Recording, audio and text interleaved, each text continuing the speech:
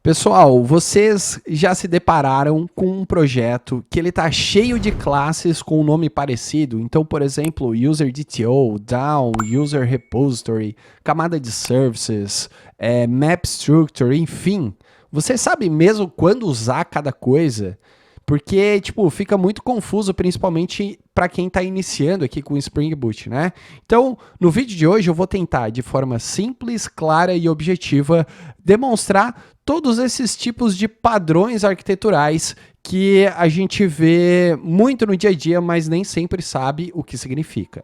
Então, bora lá! Então, para a gente começar aqui, pessoal, eu preciso responder uma das principais perguntas, né? O que seria patterners? Patterners, pessoal, é uma solução que a galera ela já testou 1000 vezes para a gente resolver problemas comuns. E tem dois tipos de patterners que a galera mistura. Existem os design patterners e os patterners arquiteturais, que é o que nós vamos tratar aqui nesse vídeo. Se diz respeito a DTO, se diz respeito a Map Structure, se diz respeito a DAO, a Repository e outros patterners que tem pelo Java fora, beleza? E para explicar cada conceitozinho deste daqui, a gente vai ter que trabalhar diretamente com uma arquitetura em camadas, né? A tradicional. E eu vou colar aqui uma arquitetura em camadas para a gente debater um pouquinho. Então não quero me alongar muito. Vocês estão vendo que nós temos nessa imagem um fluxograma, né? Então nós temos o client, o lado do client. Nós temos uma camada de controller. Nós temos uma camada de services, que são interligadas. Abaixo do service nós temos o repository. E o repository conecta diretamente com o nosso database, com o nosso banco de dados. E a gente está vendo aqui, ó, que nós temos um patterners arquitetural, que é os DTOs. Estão vendo aqui? DTOs, Entity, Entity. Bom, por que o DTO ele está aqui e o Entity ele está aqui embaixo na camada Services? Primeiro, o que é um DTO? O DTO, geralmente, ele está entre a camada Client e a camada Controller, porque é um objeto que não contém todos os dados da nossa Entity. Então, Entity, quando a gente fala sobre Entity, vou botar aqui, ó, Entity, é uma classe no Spring Boot, é uma classe que representa a nossa tabela do banco de dados. Isso significa o quê? Se ela é uma classe representativa da nossa tabela no banco de dados, significa que ela vai ter todas as colunas que estão aqui no database. Por exemplo, se eu tenho, digamos aqui, ó, uma tabelinha chamada usuários, certo? E aqui dentro eu tenho um ID. O que mais que eu posso ter aqui? Eu tenho um username, eu tenho um e-mail e eu tenho uma senha. Significa que eu vou ter uma classe entity que vai representar isso daqui. Beleza? Então, por exemplo, no nosso Spring Boot, eu vou ter aqui uma user entity. Essa user entity ela vai ter uma anotação que ela vai ser um @entity. E aqui dentro eu vou ter as mesmas colunas. Eu vou ter um long ID. Eu vou ter uma string que representa o username. Eu vou ter uma string que representa o e-mail. E eu vou ter uma string que representa a senha.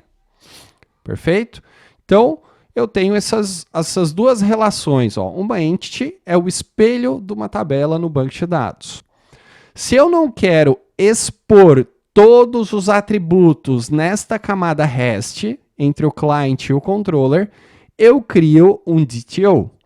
Então, por exemplo, para eu registrar um usuário no meu back-end, eu não tenho o ID, perfeito?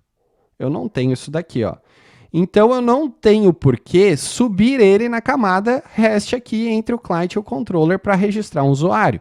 Então, é por isso que eu pego e crio um user DTO. Esse user DTO, eu não preciso eu não preciso representar a minha tabela propriamente dita dentro do banco de dados. Eu preciso ter apenas os atributos que eu quero trafegar entre as camadas. Então, eu tenho que ter o username, eu tenho que ter o e-mail e eu tenho que ter a senha. Eu só preciso trafegar isso aqui para registrar um usuário. Então, por isso que aqui entre o client e o controller eu tenho que ter um DTO. Ó. Certo? Ah, mas isso quer dizer que eu não posso expor a minha entidade? Você faz e modela do jeito que você quiser. Se você quiser trafegar o user entity aqui dentro, você pode. É só um padrão arquitetural que se usa. Então, assim como eu tenho um user DTO, eu posso chamar isso aqui de user request. Beleza? E quando eu voltar a requisição do controller para o client, eu posso ter um user response, por exemplo.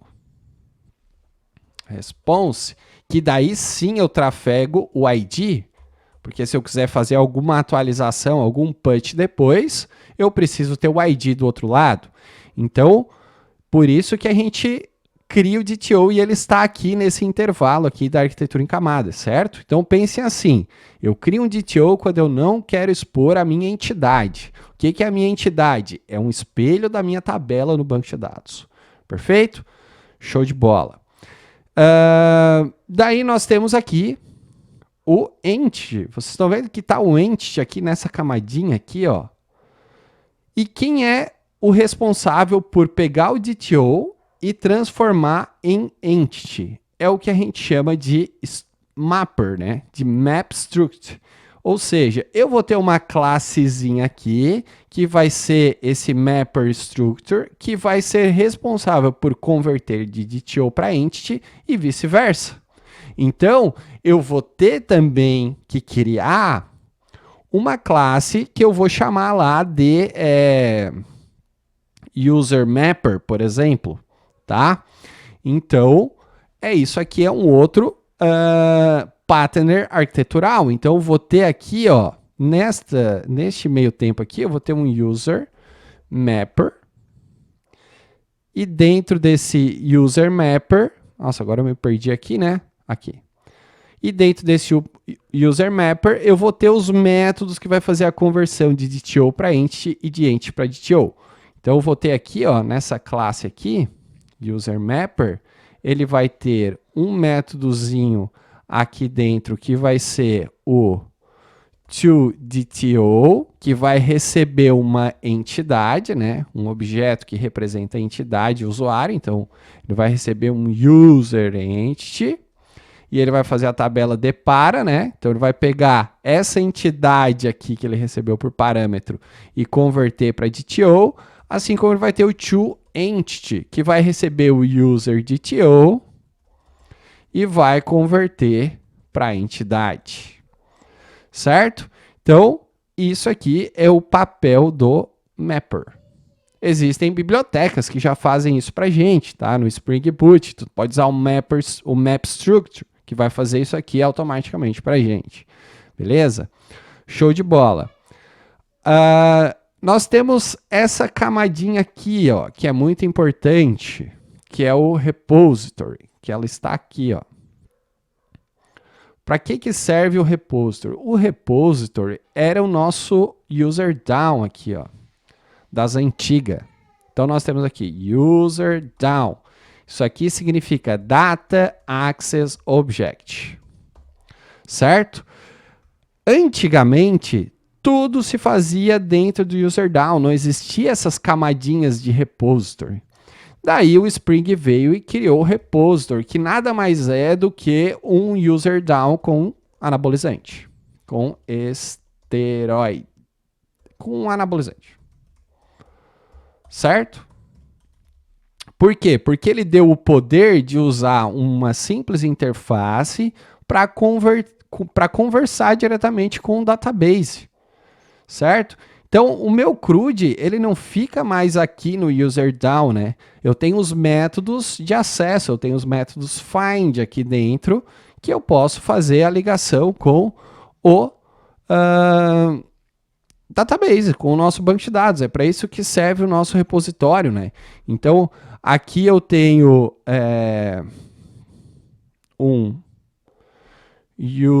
uma interface, né? Interface user repository, que ela vai estender ao JPA repository. Assim, né? Eu vou ter isso aqui ali dentro, ó. E é o JPA repositório que tem um DAO com GH ali, tá? Ele tem ali uma testosterona um pouquinho maior, ele trabalha com oxandrolona, enfim, ele que vai fazer via reflexão toda aquela camada de find by email, find by username, find by ignore case, sabe? Tudo tá aqui dentro já. E isso te ajuda no que realmente importa, né? Que é a lógica de negócio, perfeito? E aonde fica a lógica de negócio? Ela fica na camada services, no services layer. Esse carinha aqui, ó. Quando a gente fala de services, a gente está falando diretamente de regra de negócio. E o que seria regra de negócio, né? Aqui é o coração da nossa aplicação, tá? É nele que a gente vai orquestrar tudo, tá? A gente vai verificar o quê? Se o e-mail já existe, se o usuário já existe no banco de dados, a gente vai chamar o repository, a gente vai chamar a gente vai transformar o que for para transformar, tá? Então tudo que tiver em regra de negócio passa por aqui. Se eu quero saber se o produto tem estoque, tá aqui. Então todo tipo de regra de validação e de negócio fica dentro da camada service. Perfeito? Então olha só que legal, ó. O controller, ele é a camada que se expõe ao mundo exterior. Então aqui fica nossas rotas. Então um controller expõe ao mundo exterior. Beleza. Então aqui eu tenho minha camada, meus endpoints. Para um aplicativo acessar, para um web browser acessar, tudo via controller. Eu recebo o DTO. O DTO eu faço um user mapper para ele, eu faço um mapper para trazer ele para dentro da camada da regra de negócio. Para ele ter uma entity aqui dentro e tratar o que eu preciso tratar. Tratou, deu tudo certo, eu vou mandar para o repository, que o repository vai salvar no banco de dados. Então, essa aqui é a arquitetura em camadas e isso aqui são patterns arquiteturais. Perfeito? Eu acho que o vídeo é sobre isso. Então, acho que eu consegui simplificar. Talvez, ou talvez vocês vão se perder nesse meu modelo, nessa minha explicação, é que venha em mente hoje mesmo isso daqui. Então eu vou estar... eu vejo muita dúvida, né, em relação a isso, então resolvi trazer esse vídeo aqui sem roteiro mesmo, só eu pegando, escrevendo, expondo ideias, e eu espero que vocês tenham gostado, né? Então se você gostou, curta e compartilha, e até o próximo vídeo. Fui!